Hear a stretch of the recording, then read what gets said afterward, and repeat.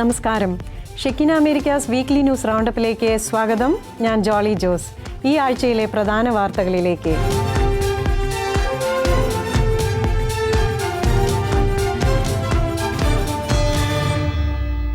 ഗാസയിലെ തിരുകുടുംബ കത്തോലിക്ക ദേവാലയത്തിൽ നടന്ന സൈനിക നടപടിയിൽ മാപ്പ് പറഞ്ഞ ഇസ്രായേൽ.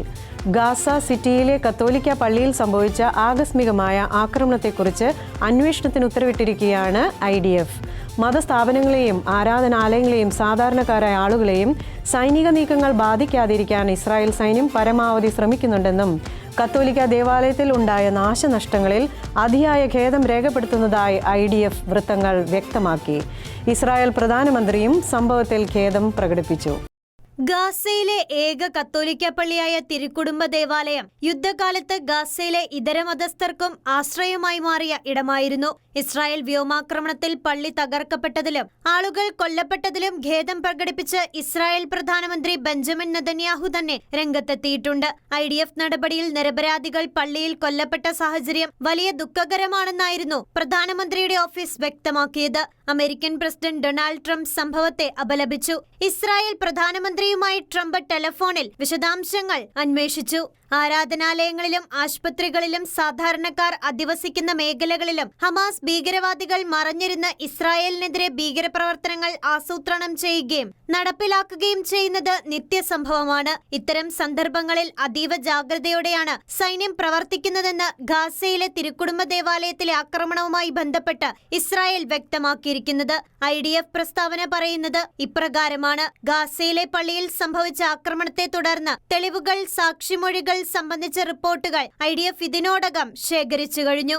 സാഹചര്യങ്ങൾ അവലോകനം നടത്തിവരികയാണെന്നും വിശദമായ പരിശോധന പുരോഗമിക്കുകയാണെന്നും ഇസ്രായേൽ പ്രതിരോധ സേന പ്രസ്താവനയിൽ വ്യക്തമാക്കി. അതേസമയം വെടിനിർത്തൽ ചർച്ചകൾ പുരോഗമിക്കുമ്പോൾ ഇസ്രായേൽ നടത്തിയ ഈ ആക്രമണത്തെ വത്തിക്കാനും ഇറ്റലി പ്രധാനമന്ത്രി ജോർജിയ മെലോണിയും ശക്തമായി അപലപിച്ചിരുന്നു. ഇപ്പോൾ ഇസ്രായേൽ വ്യോമാക്രമണത്തിൽ പരിക്കേറ്റ ആശുപത്രിയിൽ ചികിത്സയിലിരിക്കെ ഒരാൾ കൂടി മരണപ്പെട്ടതായും ഇതോടെ സംഭവത്തിൽ 3 പേർ മരണപ്പെട്ടതായി ജെറുസലേമിലെ ലാറ്റിൻ പാട്രിയാർക്കേറ്റ് സ്ഥിരീകരിച്ചു. ദേവാലയ വികാരി ഫാദർ ഗബ്രിയേൽ റോമനലി അടക്കമുള്ള നിരവധി പേർ പരിക്കേറ്റ ആശുപത്രിയിൽ ചികിത്സയിലാണെന്നും പാട്രിയാർക്കേറ്റ് പ്രസ്താവനയിൽ വ്യക്തമാക്കി. ഇസ്രായേൽ പ്രധാനമന്ത്രി ബെഞ്ചമിൻ നെതന്യാഹുവുമായി ഫോണിൽ സംസാരിച്ച് ലിയോ 14 പാപ്പ. ഗാസയിലെ ഹോളി ഫാമിലി പള്ളിയിൽ ഇസ്രായേൽ സൈന്യം നടത്തിയ ആക്രമണത്തിന്റെ പശ്ചാത്തലത്തിലായിരുന്നു സംഭാഷണം. യുദ്ധം അവസാനിപ്പിക്കാനും എല്ലാ ജനങ്ങളുടെയും ജീവൻ സംരക്ഷിക്കേണ്ടതിന്റെ അടിയന്തര ആവശ്യകതയും ആവർത്തിച്ച് പാപ്പ. ഗാസയിലെ ഹോളി ഫാമിലി പള്ളിയിൽ ഇസ്രായേൽ സൈന്യം ജൂലൈ 17 നടത്തിയ സൈനികാക്രമണത്തിൽ 3 പേർ കൊല്ലപ്പെടുകയും നിരവധി പേർക്ക് ഗുരുതരമായി പരിക്കേൽക്കുകയും ചെയ്ത സാഹചര്യത്തിൽ ഇസ്രായേൽ പ്രധാനമന്ത്രി ബെഞ്ചമിൻ നെതന്യാഹുവുമായി ഫോണിൽ സംസാരിച്ച് ലിയോ 14 പാപ്പ. ജൂലൈ 18 രാവിലെ കാസ്റ്റൽ ഗാൻഡോൾഫോയിലെ തന്റെ വസതിയിൽ വെച്ചായിരുന്നു പാപ്പ ബെഞ്ചമിൻ നെതന്യാഹുവുമായി ഫോൺ സംഭാഷണത്തിൽ ഏർപ്പെട്ടത്. സംഭാഷണത്തിനിടെ ചർച്ചകൾക്കായുള്ള പുതുക്കിയ ശ്രമം, വെടിനിർത്തൽ, യുദ്ധം അവസാനിപ്പിക്കാൻ എന്നിവയ്ക്കുള്ള അഭ്യർത്ഥന പരിശുദ്ധ പിതാവ് ആവർത്തിച്ചു. കുട്ടികളെയും പ്രായമായവരെയും രോഗികളെയും വേദനാജനകമായി ബാധിക്കുന്ന ഗാസയിലെ ദാരുണമായ മാനുഷിക സാഹചര്യത്തെക്കുറിച്ച് അദ്ദേഹം വീണ്ടും ആശങ്ക പ്രകടിപ്പിച്ചു. സംഭാഷണത്തിനൊടുവിൽ ആരാധനാലയങ്ങളെയും പ്രത്യേകിച്ച് പാലസ്തീനിലെയും ഇസ്രായേലിലെയും വിശ്വാസികളെയും എല്ലാ ജനങ്ങളെയും സംരക്ഷിക്കേണ്ടതിന്റെ അടിയന്തര ആവശ്യകത പരിശുദ്ധ പിതാവ് ആവർത്തിച്ചു. അമേരിക്കയിലെ കെന്റക്കിയിൽ പ്രാർത്ഥിച്ചുകൊണ്ടിരുന്നവർക്ക് നേരെ വെടിയുതിർത്ത് ആക്രമണം നടന്നത് ലെക്സിംഗ്ടൺ റിച്ച്മണ്ട് റോഡ് ബാപ്റ്റിസ്റ്റ് ദേവാലയത്തിൽ. വെടിവയ്പിൽ 2 സ്ത്രീകൾ കൊല്ലപ്പെട്ടു. അമേരിക്കയിലെ കെന്റക്കിയിൽ ക്രൈസ്തവ ദേവാലയത്തിൽ നടന്ന വെടിവയ്പിൽ 2 പേർ കൊല്ലപ്പെട്ടു. ഞായറാഴ്ച പ്രാർത്ഥനയ്ക്കിടെയായിരുന്നു സംഭവം. വെടിവയ്പിൽ 2 സൈനികർ ഉൾപ്പെടെ ഏതാനും പേർക്ക് പരിക്കേറ്റിട്ടുമുണ്ട്. ആക്രമണം നടത്തിയ പ്രതിയെ പോലീസ് വെടിവെച്ചു കൊന്നു. ലെക്സിംഗ്ടണിലെ റിച്ച്മണ്ട് റോഡ് ബാപ്റ്റിസ്റ്റ് ദേവാലയത്തിലാണ് ആക്രമണം നടന്നത്. പള്ളിയിലുണ്ടായ വെടിവയ്പിൽ 72, 32 വയസ്സുള്ള 2 സ്ത്രീകളാണ് കൊല്ലപ്പെട്ടത്. ചികിത്സയിൽ കഴിയുന്നവരിൽ ഒരാളുടെ നില ഗുരുതരമാണ്. ഞായറാഴ്ചകളിൽ നടക്കുന്ന പതിവ് പ്രാർത്ഥനയ്ക്കായി എത്തിയവരായിരുന്നു ഇവർ. ഫെയ്റ്റ് കൗണ്ടിയിലെ ബ്ലൂഗ്രാസ് വിമാനത്താവളത്തിന് സമീപം രാവിലെ 11:30 സൈനികൻ പ്രതിയെ തടഞ്ഞു നിർത്തി ചോദ്യം ചെയ്തിരുന്നു. ഇതോടെ പ്രതി സൈനികന് നേരെ വെടിവെച്ച് സമീപത്തുണ്ടായിരുന്ന കാർ തട്ടിയെടുത്ത് വെടിവെപ്പ് നടന്ന ദേവാലയത്തിലേക്ക് പോകുകയായിരുന്നു. തുടർന്നാണ് ഇയാൾ പള്ളിയിൽ പ്രാർത്ഥന നടത്തിയിരുന്നവർക്ക് നേരെ വെടിയുതിർത്തത്. പെഹൽഗാമിൽ ഭീകരാക്രമണം നടത്തിയ ദ റെസിസ്റ്റന്റ് ഫ്രണ്ട് എന്ന ലഷ്കർ-ഇ-തായ്ബ അനുബന്ധ ഭീകര സംഘടനയായ TRFനെ തീവ്രവാദ സംഘടനയായി പ്രഖ്യാപിച്ച് അമേരിക്കയുടെ സ്റ്റേറ്റ് ഡിപ്പാർട്ട്മെന്റ്. പെഹൽഗാമിൽ മതം കലർത്തിയ ഭീകരാക്രമണം നടത്തിയ സംഭവത്തിനെതിരെയുള്ള പ്രസിഡന്റ് ഡൊണാൾഡ് ട്രംപിന്റെ ശക്തമായ തീവ്രവാദ വിരുദ്ധ നിലപാടിന്റെ പ്രതിഫലനമാണ് ഈ തീരുമാനമെന്ന് വൈറ്റ് ഹൌസ് വൃത്തങ്ങൾ വ്യക്തമാക്കി. പഹൽഗാമിലെ ഭീകരാക്രമണത്തിന്റെ പ്രതിഫലനമായി ഇന്ത്യയുടെ പ്രത്യാക്രമണം പാകിസ്ഥാന്റെ കണക്കുകൂട്ടലുകൾ തെറ്റിച്ചിരുന്നു. ആണവ ശക്തികളായ ഇരു രാജ്യങ്ങളും തമ്മിലുള്ള സംഘർഷം ലോകത്തിന് തന്നെ ഭീഷണിയായി മാറുമെന്ന് തോന്നിയ ഘട്ടത്തിലാണ് പാകിസ്ഥാൻ അഭ്യർത്ഥന പ്രകാരം US വിഷയത്തിൽ ഇടപെടുന്നതും ഇരു രാജ്യങ്ങൾക്കുമിടയിൽ മധ്യവർത്തികളായി പ്രവർത്തിച്ച് യുദ്ധം അവസാനിപ്പിക്കുന്നതിൽ ശ്രമങ്ങൾ ആരംഭിച്ചതും. ബാഹ്യശക്തികളുടെ ഇടപെടൽ മൂലമല്ല യുദ്ധം അവസാനിപ്പിച്ചതെന്നാണ് ഇന്ത്യ ഔദ്യോഗികമായി വ്യക്തമാക്കിയത്. ഇപ്പോൾ തീവ്രവാദത്തിനെതിരെ വലിയൊരു നീക്കമാണ് ഡൊണാൾഡ് ട്രംപിന്റെ ഭാഗത്തു നിന്നും ഉണ്ടായിരിക്കുന്നത്. പഹൽഗാമിൽ മതം പറഞ്ഞ് നരനായാട്ട് നടത്തിയ ലഷ്കർ-എ-തൊയ്ബയുടെ പോഷക ഭീകര സംഘടനയായ ദി റെസിസ്റ്റന്റ് ഫ്രണ്ട് എന്ന TRFനെ തീവ്രവാദ സംഘടനകളുടെ ലിസ്റ്റിൽപ്പെടുത്തിയിരിക്കുകയാണ് ട്രംപ് ഭരണകൂടം. കൂടാതെ TRFനെ സ്പെഷ്യലി ഡെസിഗ്നേറ്റഡ് ഗ്ലോബൽ ടെററിസ്റ്റ് എന്ന SDGT പട്ടികയിലും അമേരിക്കൻ സ്റ്റേറ്റ് ഡിപ്പാർട്ട്മെന്റ് ചേർത്തിട്ടുണ്ട്. TRF എന്നത് പാകിസ്ഥാൻ ആസ്ഥാനമായി പ്രവർത്തിക്കുന്ന ഭീകര സംഘടനയായ ലഷ്കർ-ഇ-തൊയ്ബയുടെ ഒരു മുന്നണി വിഭാഗവും പ്രതിനിധി സംഘവുമാണെന്നാണ് സ്റ്റേറ്റ് ഡിപ്പാർട്ട്മെന്റ് കണ്ടെത്തിയിരിക്കുന്നത്. 2025 ഏപ്രിൽ 22 നടന്ന പഹൽഗാം ഭീകരാക്രമണത്തിൽ 26 സാധാരണക്കാർ കൊല്ലപ്പെട്ടിരുന്നു. 2008 മുംബൈ ഭീകരാക്രമണത്തിന് ശേഷം ഇന്ത്യയിൽ നടന്ന ഏറ്റവും രൂക്ഷവും ക്രൂരവുമായ ഭീകരാക്രമണമായിരുന്നു പഹൽഗാമിലേത്. കഴിഞ്ഞ വർഷവും ഇന്ത്യയിലെ സുരക്ഷാ സേനകൾക്കെതിരെ നടന്ന ആക്രമണങ്ങൾക്ക് ഉത്തരവാദിത്വം TRF ഏറ്റെടുത്തിട്ടുണ്ട്. ട്രംപ് ഭരണകൂടത്തിന്റെ ദേശീയ സുരക്ഷയെ സംരക്ഷിക്കാനുള്ള പ്രതിജ്ഞയ്ക്കും ഭീകരവാദത്തിനെതിരെയുള്ള ശക്തമായ നിലപാട് വ്യക്തമാക്കുന്നതിനുമാണ് അമേരിക്കയുടെ സ്റ്റേറ്റ് ഡിപ്പാർട്ട്മെന്റ് ഈ നടപടി കൈക്കൊണ്ടതെന്നും പ്രസ്താവനയിൽ പറയുന്നു. TRF ഉൾപ്പെടെ ലഷ്കർ-ഇ-തൊയ്ബയുടെ മറ്റ് പങ്കാളികളെയും ഭീകര സംഘടനകളുടെ പട്ടികയിലേക്ക് ചേർത്തത് ഇമിഗ്രേഷൻ ആൻഡ് നാഷണാലിറ്റി ആക്ടിന്റെ സെക്ഷൻ 219 പ്രകാരവും എക്സിക്യൂട്ടീവ് ഓർഡർ 13224 പ്രകാരവുമാണ്. LETയുടെ നിലവിലുള്ള FTO പട്ടികയും അമേരിക്ക വീണ്ടും വിലയിരുത്തി നിലനിർത്തിയതായും അറിയിപ്പിലുണ്ട്. ഈ ഭീകര സംഘടനകൾക്കെതിരെയുള്ള നടപടികൾ ഫെഡറൽ രജിസ്റ്ററിൽ പ്രസിദ്ധീകരിച്ചിട്ടുള്ള നിമിഷം മുതൽ പ്രാബല്യത്തിൽ വരികയെന്നും സ്റ്റേറ്റ് ഡിപ്പാർട്ട്മെന്റിന്റെ പത്രക്കുറിപ്പിൽ വ്യക്തമാക്കി. അതേസമയം പാകിസ്ഥാൻ കേന്ദ്രമായി പ്രവർത്തിക്കുന്ന ലഷ്കർ-ഇ-തൊയ്ബയുടെ പോഷക സംഘടനയായ TRFുമായി ഒരു ബന്ധമില്ലെന്ന പാകിസ്ഥാൻ വാദത്തിനേറ്റ ഏറ്റവും വലിയ തിരിച്ചടിയും ഇന്ത്യയുടെ വാദങ്ങൾ ശരിവെക്കുന്നതുമാണ് ട്രംപ് ഭരണകൂടത്തിന്റെ ഈ നിലപാടുകൊണ്ട് അർത്ഥമാക്കുന്നത്. 2025 ജൂബിലി വർഷത്തിന്റെ ഭാഗമായുള്ള യുവജന ജൂബിലി ആഘോഷം ജൂലൈ 28 മുതൽ ഓഗസ്റ്റ് 3 വരെ വത്തിക്കാനിൽ നടക്കും. പ്രത്യാശയുടെ തീർത്ഥാടകർ എന്ന പ്രമേയത്തിൽ നടക്കുന്ന ജൂബിലി ആഘോഷം ലോകത്തിന്റെ വിവിധ ഭാഗങ്ങളിൽ നിന്നുള്ള യുവജനങ്ങളുടെ സംഗമവേദിയാകും. യുവജന തീർത്ഥാടകർക്കായുള്ള മാർഗനിർദ്ദേശങ്ങൾ അടങ്ങിയ ലഘുലേഖ വത്തിക്കാന്റെ സുവിശേഷവൽക്കരണത്തിനായുള്ള കാര്യാലയം പ്രസിദ്ധീകരിച്ചു.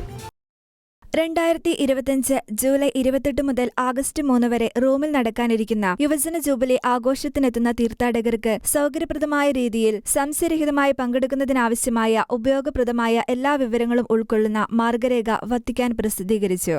മാർഗരേഖയുടെ ഓൺലൈൻ പതിപ്പും ലഭ്യമാണ്.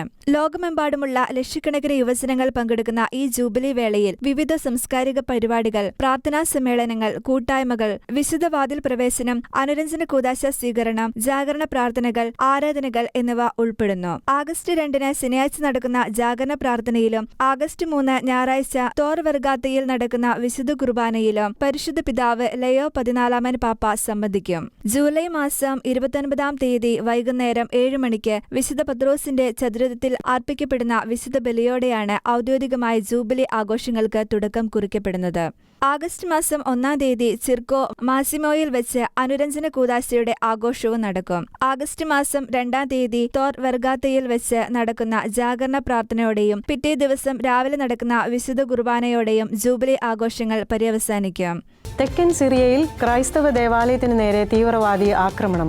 സ്വീഡയിലെ മാർ മൈക്കിൾ ദേവാലയമാണ് തീവ്രവാദികൾ നശിപ്പിക്കുകയും അഗ്നിക്കിരയാക്കുകയും ചെയ്തത്.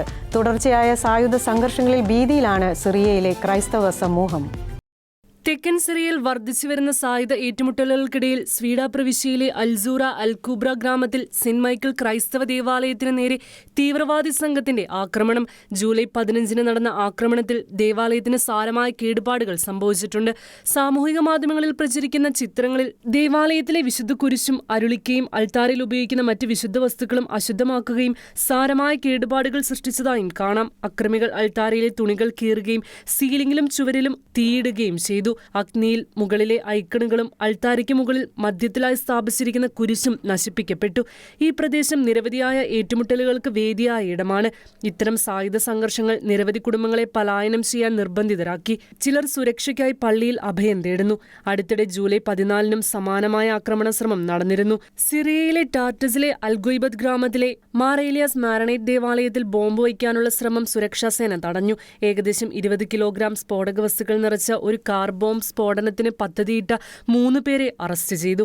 സിറിയൻ ഒബ്സർവേറ്ററി ഫോർ ഹ്യൂമൻ റൈറ്റ്സിന്റെ റിപ്പോർട്ട് പ്രകാരം ദേവാലയത്തിന് സമീപം പാർക്ക് ചെയ്തിരുന്ന ഒരു പഴയ കാർ നാട്ടുകാർ ശ്രദ്ധിക്കുകയും അതിൽ സംശയം തോന്നിയ അവർ അധികൃതരെ വിവരമറിയിച്ചുവെന്നും മാർ ഏലിയാസ് ഇടവകയിലെ പാസ്റ്ററായ മോൺസിനോർ ജിഹാദ് നാസിഫ് വിശദീകരിച്ചു.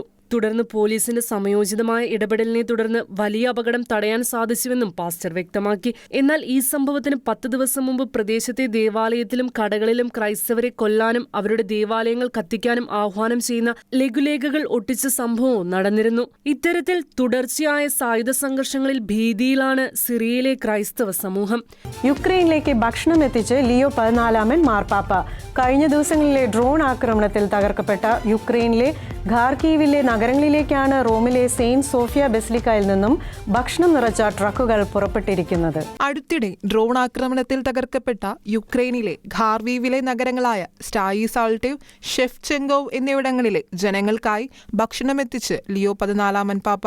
റോമിലെ സെയിന്റ് സോഫിയ ബസിലിക്കയിൽ നിന്ന് ഭക്ഷണവുമായി കണ്ടെയ്നർ പുറപ്പെട്ടു. എണ്ണയും മാംസവും അടങ്ങുന്ന ഭക്ഷ്യവസ്തുക്കൾ dicastery for the service of charity വഴിയാണ് യുക്രൈനിലെത്തിക്കുക. കാസ്ട്രൽ ഗാൻഡോൾഫോയിലെ മാർപ്പാപ്പയുടെ വിശ്രമ കാലയളവ് കഷ്ടത അനുഭവിക്കുന്ന ജനങ്ങൾക്ക് വേണ്ടിയുള്ള ഐക്യദാർഢ്യ പ്രവർത്തനങ്ങൾക്ക് തടസ്സമല്ലെന്നും അത് കഴിയാവുന്നത്ര വേഗത്തിൽ ചെയ്യണമെന്നും പരിശുദ്ധ പിതാവ് ആവശ്യപ്പെടുകയും ചെയ്തുവെന്നും പേപ്പൽ ആമണറായ കർദിനാൾ കോൺറാഡ് ക്രാജസ്കി പറഞ്ഞു. ദാനധർമ്മത്തിന് അവധികളൊന്നും ഇല്ല എന്നും കർദിനാൾ ഊന്നി പറഞ്ഞു. ക്രൈസ്തവ മൂല്യങ്ങൾ ഉയർത്തിപ്പിടിക്കുന്ന പ്രവർത്തനങ്ങൾ പ്രോത്സാഹിപ്പിക്കുന്ന സംഘടനയായ Sacred Military Constantinian Order of Saint George ആണ് യുക്രൈനിലേക്കുള്ള ഭക്ഷണം സ്പോൺസർ ചെയ്തത്. കഴിഞ്ഞ ജൂണിൽ യുക്രൈനിലേക്ക് മെത്തകളും ഭക്ഷ്യവസ്തുക്കളും കുട്ടികൾക്കായുള്ള കളിപ്പാട്ടങ്ങളും അടങ്ങിയ കണ്ടെയ്നർ സെന്റ് സോഫിയ ബസിലിക്കയിൽ നിന്ന് അയച്ചിരുന്നു. ഓരോ കുടുംബങ്ങളിലേക്കുമുള്ള പെട്ടികൾക്ക് പുറത്തായി യുക്രൈനിയൻ, ഇറ്റാലിയൻ ഭാഷകളിൽ ഖാർവീവിലെ ജനങ്ങൾക്ക് ലിയോ 14 പാപ്പയുടെ സമ്മാനമെന്ന് ആലേഖനം ചെയ്തിട്ടുണ്ട് എന്നും കർദിനാൾ ക്രാജോസ്കി വത്തിക്കാൻ ന്യൂസിനോട് പറഞ്ഞു. യൂറോപ്യൻ രാജ്യമായ പോളണ്ടിൽ ഈ വർഷം തിരുപ്പട്ടം സ്വീകരിക്കാൻ ഒരുങ്ങുന്നത് 208 ഡീക്കന്മാർ. വൈദിക വസന്തത്തിന് വേദിയാകാൻ ഒരുങ്ങി പോളണ്ട്. യൂറോപ്പിൽ സമീപകാലത്ത് രേഖപ്പെടുത്തിയിട്ടുള്ള റെക്കോർഡ് എണ്ണമാണ് പോളണ്ടിലേത്. കത്തോലിക്ക വിശ്വാസം മുറുകെ പിടിക്കുന്ന പോളണ്ട് യൂറോപ്പിന് മാതൃകയാകുന്നു. യൂറോപ്യൻ രാജ്യമായ പോളണ്ടിൽ ഈ വർഷം തിരുപ്പട്ടം സ്വീകരിക്കാൻ ഒരുങ്ങുന്നത് 208 ഡീക്കന്മാർ. യൂറോപ്പിന് സമീപകാലത്ത് രേഖപ്പെടുത്തിയിട്ടുള്ള റെക്കോർഡ് എണ്ണമാണിത്. രൂപതാ വൈദികരായി അഭിഷിക്തരാവുക 141 പേരായിരിക്കും. ടാർണോ രൂപതയിൽ 13 ഡീക്കന്മാരും വാർസോ രൂപതയിൽ 12 പേരും ഉടനെ തിരുപ്പട്ടം സ്വീകരിക്കുന്നുണ്ട്. കത്തോലിക്ക വിശ്വാസം അടിയുറച്ച രീതിയിൽ കാത്തുസൂക്ഷിക്കുന്നവരാണ് ടാർണോ രൂപതാ പരിധിയിലുള്ളത്. പരിശുദ്ധ കുർബാനയിലെ പങ്കാളിത്തത്തിൽ വിശ്വാസികൾ മുൻനിരയിലുള്ള രൂപത കൂടിയാണ് ടാർണോ. മറ്റു രൂപതകളിലും സമാന സാഹചര്യമുണ്ട്. ഈ വർഷം തിരുപ്പട്ടം സ്വീകരിക്കുന്നവരിൽ 67 നവവൈദികർ വിവിധ സന്യാസ സമൂഹങ്ങളിൽ നിന്നുള്ളവരാണ്. 1625 സെന്റ് വിൻസെന്റ് പോൾ സ്ഥാപിച്ച മിഷൻ കോൺഗ്രിയേഷൻ എന്ന സന്യാസ സമൂഹത്തിൽ നിന്നാണ് ഏറ്റവും അധികം ഡീക്കന്മാർ തിരുപ്പട്ടം സ്വീകരിക്കുന്നത്. വിശുദ്ധ ജോൺ പോൾ 2 മാർപ്പാപ്പയുടെ മുൻ രൂപതയായ ക്രോക്കോവിൽ 7 നവവൈദികരാണ് പൗരോഹിത്യം സ്വീകരിക്കുക. കത്തോലിക്ക വിശ്വാസത്തിൽ അധിഷ്ഠിതമായി ജീവിക്കുന്നവരാണ് പോളണ്ടിലെ ഭൂരിഭാഗം ജനങ്ങളും. 2021 സെൻസസ് പ്രകാരം 71.4% പേർ കത്തോലിക്ക വിശ്വാസം പിന്തുടരുന്നുണ്ട്.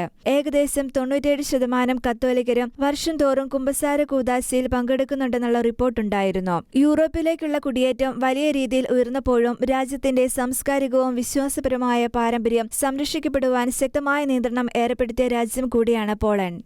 21 ക്രൈസ്തവരെ അകാരണമായി അറസ്റ്റ് ചെയ്ത ഇറാൻ അടിസ്ഥാനരഹിതമായ കുറ്റങ്ങൾ ചുമത്തി. വംശീയവും മതപരവുമായ വിധത്തിൽ ന്യൂനപക്ഷങ്ങളെ ലക്ഷ്യം വെച്ചുള്ള വ്യാപകമായ അടിച്ചമർത്തലിന്റെ ഭാഗമായാണ് നടപടിയെന്ന് ആർട്ടിക്കിൾ 18 റിപ്പോർട്ട് ചെയ്യുന്നു. ഇസ്രായേലുമായുള്ള വെടിനിർത്തലിന് ശേഷം 2 ആഴ്ചക്കിടെ ടെഹ്റാൻ, റാഷിദ്, ഉർമിയ എന്നിവയുൾപ്പെടെ വിവിധ നഗരങ്ങളിൽ നിന്ന് 21 ക്രിസ്ത്യാനികളെയെങ്കിലും ഇറാന്റെ ഇന്റലിജൻസ് മന്ത്രാലയം അറസ്റ്റ് ചെയ്തതായി UK ആസ്ഥാനമായുള്ള സന്നദ്ധ സംഘടനയായ ആർട്ടിക്കിൾ 18 റിപ്പോർട്ട്. ഔദ്യോഗികമായി സ്ഥിരീകരണം നൽകാത്ത കൂടുതൽ അറസ്റ്റുകൾ നടന്നിരിക്കാമെന്നും റിപ്പോർട്ടിൽ പറയുന്നു. അടിസ്ഥാനരഹിതമായ കുറ്റങ്ങൾ ചുമത്തി വംശീയവും മതപരവുമായ വിധത്തിൽ ന്യൂനപക്ഷങ്ങളെ ലക്ഷ്യം വെച്ചുള്ള വ്യാപകമായ അടിച്ചമർത്തലിന്റെ ഭാഗമായാണ് നടപടിയെന്ന് റിപ്പോർട്ടുകൾ പറയുന്നു. ബൈബിൾ കൈവശം വെച്ചതിന് ചില ക്രൈസ്തവരെ അറസ്റ്റ് ചെയ്തതായും റിപ്പോർട്ടുകളുണ്ട്. ഐക്യരാഷ്ട്രസഭയിലെ വിദഗ്ധരായ മായി സാറ്റോയും നാസില ഖാനിയെയും ഇറാന്റെ നടപടികളെ വിമർശിച്ചു. സംഘർഷാനന്തര അടിച്ചമർത്തൽ ഉപയോഗിച്ച് തങ്ങൾക്ക് വിയോജിപ്പുള്ള കാര്യങ്ങളെ നിശബ്ദമാക്കരുതെന്ന് പ്രതിനിധികൾ പറഞ്ഞു. ന്യൂനപക്ഷങ്ങളെ രാജ്യദ്രോഹികളെന്നും മറ്റ് മോശം പദപ്രയോഗങ്ങളിലൂടെയും മുദ്രകുത്തിയ ഇറാനിയൻ മാധ്യമങ്ങളിൽ ഉപയോഗിക്കുന്ന മനുഷ്യത്വരഹിതമായ വിശേഷണങ്ങളെയും UN പ്രതിനിധികൾ അപലപിച്ചു. അതേസമയം ഇസ്രായേൽ ആക്രമണത്തിനിടെ കുറഞ്ഞത് 11 ക്രൈസ്തവരെ എവിൻ ജയിലിൽ തടവിലാക്കുകയും പിന്നീട് സ്ഥലം മാറ്റുകയും ചെയ്തിരുന്നു. ഇസ്ലാം ഉപേക്ഷിച്ച് ക്രൈസ്തവ വിശ്വാസത്തിലേക്ക് പരിവർത്തനം ചെയ്ത ഐദ നജഫ്ലു ഉൾപ്പെടെ നിരവധി പേർ ഖാർചക് ജയിലിൽ തടവിലാണ്. മനുഷ്യത്വരഹിതമായ സാഹചര്യങ്ങൾ നിലനിൽക്കുന്നതിനെതിരെ നിരന്തരം ശബ്ദമുയർത്തിയ നേതാവായിരുന്നു ഐദ. ക്രൈസ്തവർക്ക് ജീവിക്കാൻ ബുദ്ധിമുട്ടുള്ള ആഗോള രാജ്യങ്ങളെക്കുറിച്ചുള്ള ഓപ്പൺ ഡോഴ്സിന്റെ പട്ടികയിൽ 9ാം സ്ഥാനത്താണ് ഇറാൻ. താലിബാനിൽ നിന്നും അഭയം തേടിയെത്തിയവരെ അഫ്ഗാനിലേക്ക് തിരികെ അയക്കും വരെ വിശ്രമമില്ലെന്ന് ഇറാൻ. അങ്ങനെ സംഭവിച്ചാൽ ഈ കാലഘട്ടത്തിൽ നടക്കുന്ന ഏറ്റവും വലിയ നിർബന്ധിത കുടിയിറക്കലായിരിക്കും ഇറാനിൽ ഉണ്ടാവുക. ഈ വർഷം ആദ്യം മുതൽ 1.1 ദശലക്ഷം അഫ്ഗാനികളെ ഇറാൻ നാടുകടത്തിയെന്ന് ദി ടൈംസ് റിപ്പോർട്ട് ചെയ്യുന്നു. 4 ദശലക്ഷം പേർ ഇറാനിൽ അനധികൃതമായി തങ്ങുന്നുണ്ടെന്നും ഇവരെയെല്ലാം പുറത്താക്കാതെ തങ്ങൾ പുറകോട്ട് പോകില്ലെന്നുമാണ് രാജ്യമെടുത്തിരിക്കുന്ന നിലപാട്. അങ്ങനെ സംഭവിച്ചാൽ ഈ കാലഘട്ടത്തിൽ നടക്കുന്ന ഏറ്റവും വലിയ നിർബന്ധിത കുടിയിറക്കലായിരിക്കും ഇറാനിൽ ഉണ്ടാവുക. അഫ്ഗാനിസ്ഥാനിൽ താലിബാൻ ഭീകര സംഘടന അധികാരം പിടിച്ചതിനു ശേഷം നിരവധി അഫ്ഗാനിസ്ഥാൻ പൗരന്മാർ അയൽരാജ്യമായ ഇറാനിലേക്ക് കുടിയേറിയിരുന്നു. ഇവരെ തിരിച്ചയക്കുവാൻ ഇറാൻ ശ്രമിച്ചെങ്കിലും പലരും സുരക്ഷാ പ്രശ്നങ്ങൾ കാരണം തിരിച്ചുപോകാൻ തയ്യാറായിരുന്നില്ല. താലിബാൻ ഭീഷണിയിൽ നിന്ന് രക്ഷപ്പെടുന്നവർക്ക് അഭയവും സഹായവും നൽകുവാൻ തയ്യാറാണ് എന്നും എന്നാൽ ഈ ആളുകൾ രാജ്യത്തിന് ഭീഷണിയായി മാറുമ്പോൾ അവർക്കിവിടെ തുടരുന്നതിനുള്ള അനുമതി നൽകുവാൻ സാധിക്കില്ല എന്നും ഇറാൻ അധികൃതർ വ്യക്തമാക്കി. താലിബാന്റെ ഭീകരപ്രവർത്തനങ്ങളിൽ നിന്ന് രക്ഷപ്പെടുന്നവരെ കർശനമായി നിരീക്ഷിക്കുകയും അവരുടെ അനധികൃത പ്രവർത്തനങ്ങൾ തകർക്കുകയും ചെയ്യുമെന്നും ഇറാൻ സർക്കാർ അറിയിച്ചു. ഷെക്കിൻ അമേരിക്കാസ് വീക്ക്ലി ന്യൂസ് റൗണ്ടപ്പ് ഇവിടെ പൂർണ്ണമാകുന്നു. കൂടുതൽ വാർത്തകളുമായി അടുത്ത ആഴ്ച വീണ്ടും കാണാം.